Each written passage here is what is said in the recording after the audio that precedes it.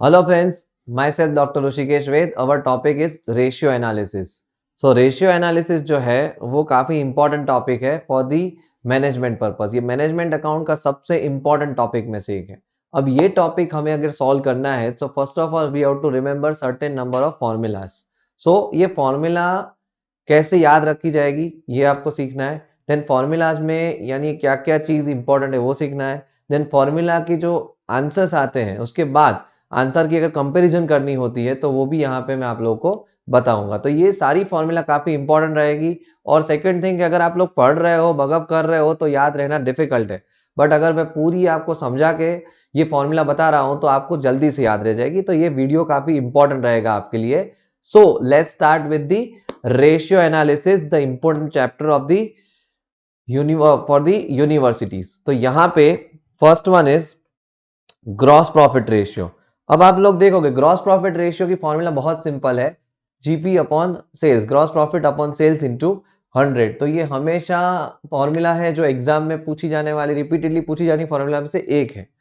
So gross profit compared with the sales. तो ये answer जो ग्रॉस प्रॉफिट का आएगा वो जितना अच्छा है ये रेशियो का, जितना आंसर ज्यादा आएगा इट इज गुड. तो यहाँ पे दो कंपनी अगर कंपेयर कर रहे हो और जीपी रेशियो ज्यादा आएगा तो वो अच्छा रहेगा. ये कंपैरिजन क्यों बता रहा हूं कि कई बार यूनिवर्सिटीज में कंपैरिजन पूछी जाती है.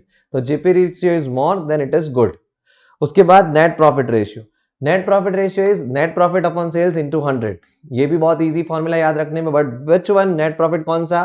पेट, प्रॉफिट आफ्टर टैक्स. मैंने यहां लिखा है देखो आप लोग, प्रॉफिट आफ्टर टैक्स. तो ये प्रॉफिट आफ्टर टैक्स है, उसकी कैलकुलेशन अगर नहीं दी है सम में, नहीं दिया नहीं है आपको अमाउंट, तो वो कैलकुलेशन करनी पड़ेगी. Net profit is compare with the sales. तो यहां पे भी वही है कि नेट प्रॉफिट जितना ज्यादा है we are getting good result. यानी कंपैरिजन जब कंपनी की होगी तो नेट प्रॉफिट रेशियो भी ज्यादा जिसका हो वो अच्छा है. अब पैट की कैलकुलेशन मैं नीचे समझाई वो आपको देखनी है. पैट में क्या है? फर्स्ट ऑफ ऑल ईबीआईटी यहां लिखा है, earning before interest and tax. उसके बाद interest on debentures and loan minus किया है मैंने.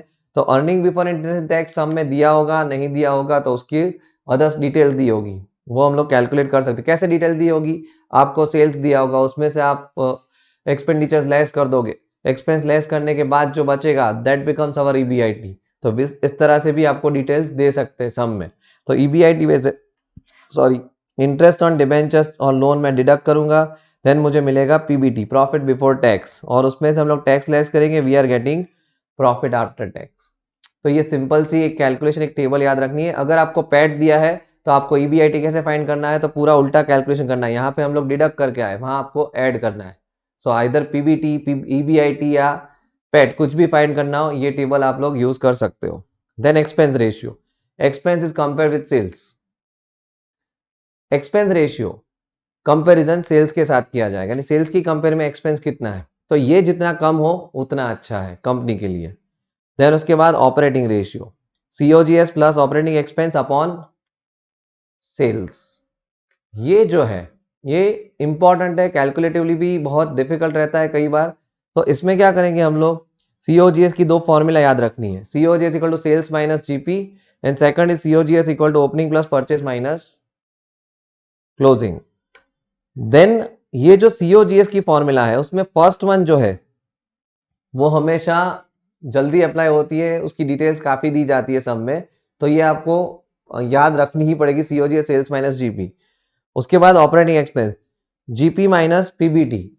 ऑपरेटिंग एक्सपेंस का मतलब क्या? The expense which is defined in PNL debit side, जो भी हम लोग लिखते आ रहे हैं अभी तक, या जो फॉर्मेट में है एज पर दी शेड्यूल जो हम लोग बैलेंस शीट बनाते हैं उसमें एक्सपेंडिचर है वो. बट यहाँ पे दूसरी एक फॉर्मूला मैंने बताई है, जीपी माइनस पीबीटी. उसके बाद एनी एक्सपेंस और लॉस डेबिटेड टू पीएनएल. तो अभी मैंने बताया पीएनएल में जो भी एक्सपेंडिचर है वो ऑपरेटिंग एक्सपेंस में रहेंगे. अब ऑपरेटिंग रेशियो भी कंपैरेटिवली क्या है, तो कि ऑपरेटिंग रेशियो भी जितना ज्यादा है उतना अच्छा है, हमेशा याद रखना. सेल्स की कंपैरिजन में ये भी है. Then return on equity share capital. इसमें वापस पैट की कैलकुलेशन मैंने आपको समझाई नेट प्रॉफिट की. उसमें से क्या डिडक्ट करेंगे? Preference share dividend. PAT minus preference share dividend upon equity share capital, we are getting return on equity share capital. If it is more, it is good. ये जितना ज्यादा है. Return on equity shareholder fund, ये कई बार पूछा जाता है. यहाँ पे भी फॉर्मूला क्या है, ये नहीं सॉरी, इसके बाद वाला जो रिटर्न ऑन कैपिटल एम्प्लॉयड है वो कई बार आता है। यहाँ पे फॉर्मूला यही है, जो ऊपर जो फॉर्मूला लिखी है उसमें एक ही चेंज है। इक्विटी शेयर कैपिटल जो आपने डिवाइड की है उसकी जगह इक्विटी शेयर होल्डर फंड आपको डिवाइड करना है।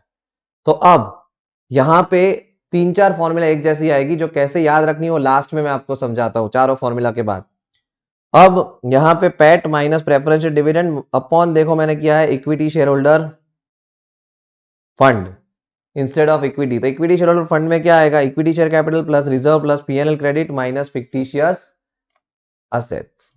वो सभी फॉर्मूला में सेम होगा, बट वो कैसे याद रखते हैं वो इसकी ट्रिक मैं आपको बताता हूं। Return on share holder fund, return on share holder fund में क्या होगा, NP PAT upon share holder funds into 100।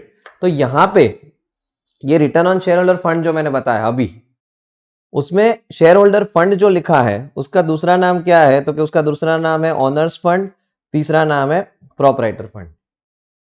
उसकी फॉर्मूला क्या है, तो नीचे लिखिए equity share capital plus preferential capital plus reserve PNL credit plus retain earning यानी पीएनएल क्रेडिट ही हुआ, सरप्लस इसको minus fictitious assets.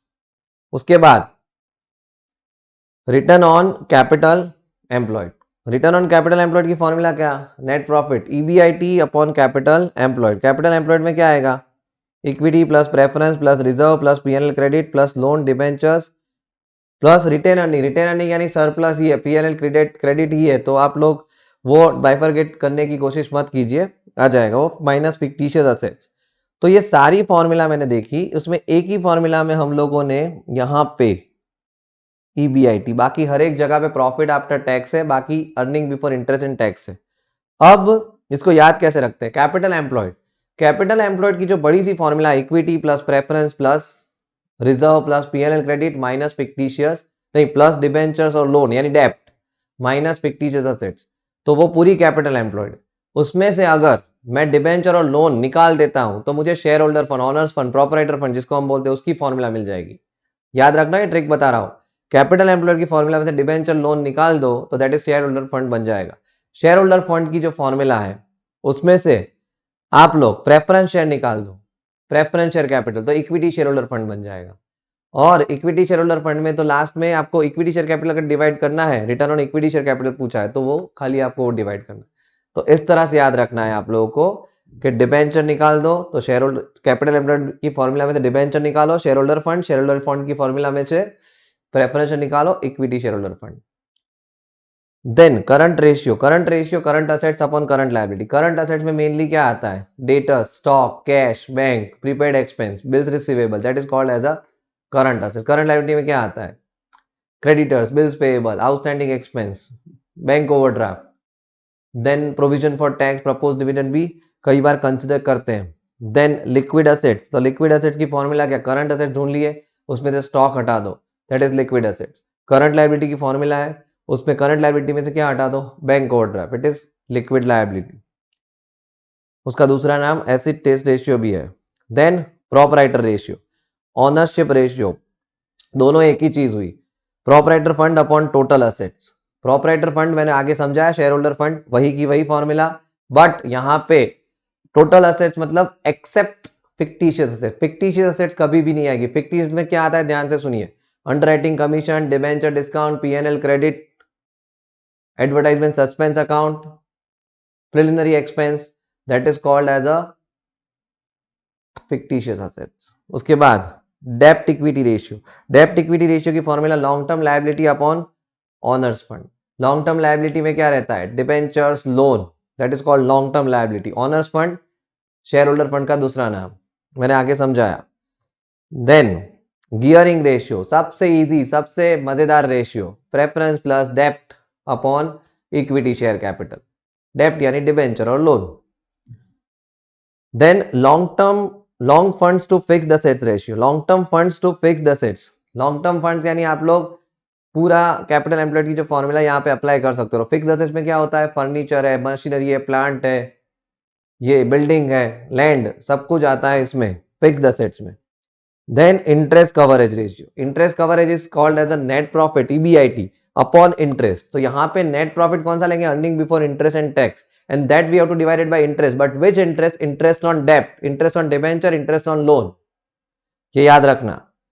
Stock turnover ratio, COGS upon average stock, COGS sales minus GP, average stock opening plus closing upon 2। तो ये बहुत easy formula है, repeatedly पूछी जाती है, याद रखना ये formula.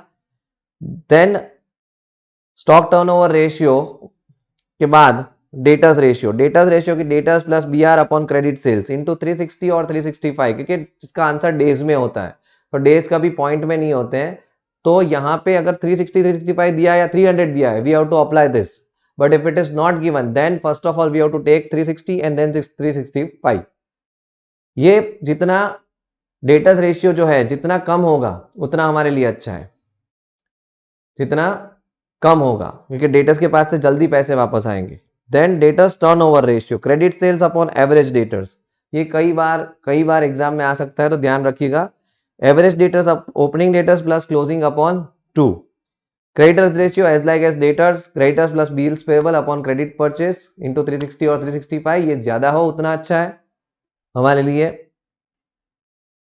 Total assets turnover ratio, sales upon total assets, turnover यानी sales, sales upon total assets. तो यहां पे वापस ये वर्ड आया एक्सेप्ट फिक्टिशियस असेट्स, यानी टोटल असेट जब भी आएगा फिक्टिशियस असेट्स हम लोग कंसिडर नहीं कर रहे हैं। And last is earning per share, EPS, earning per share, net profit कौन सा, profit after tax minus preferential dividend upon number of equity shares, यानी ये रिटर्न ऑन इक्विटी शेयर वाली जो फॉर्मूला थी वही है, but instead of equity share capital we have to divide number of equity shares. Earning per share जितना ज्यादा हो उतना अच्छा होता है। तो ये सारी फॉर्मूला हम लोगों ने अभी यहाँ पे डिस्कस की। तो ये फॉर्मूला मैंने अभी इसलिए आप लोगों को बताई कि हर एक सम में आप कहीं पे भी कुछ भी कैलकुलेशन करोगे फॉर्मूला पहले याद रहनी चाहिए। तो मगअप करने से ज़्यादा है, ये वीडियो आप लोग अगर सुनोगे तो आपको जल्दी याद रहेगी फॉर्मूला, और फॉर्मेट में वर्किंग जहाँ जहाँ ज़रूरत थी वहाँ वहाँ हमने वर्किंग भी आप लोगों को समझाई, और कौन सी कंपनी, जो दो कंपनी कंपैरिजन है तो क्या ज़्यादा है कम है, तो क्या अच्छा है क्या नहीं अच्छा है कंपनी के लिए, वो भी हमने समझाया। सो ये वीडियो आप लोगों को हेल्पफुल होगा। सो फ्रेंड्स यहाँ पे हम लोग कंप्लीट करते हैं रेशियो एनालिसिस। Thank you.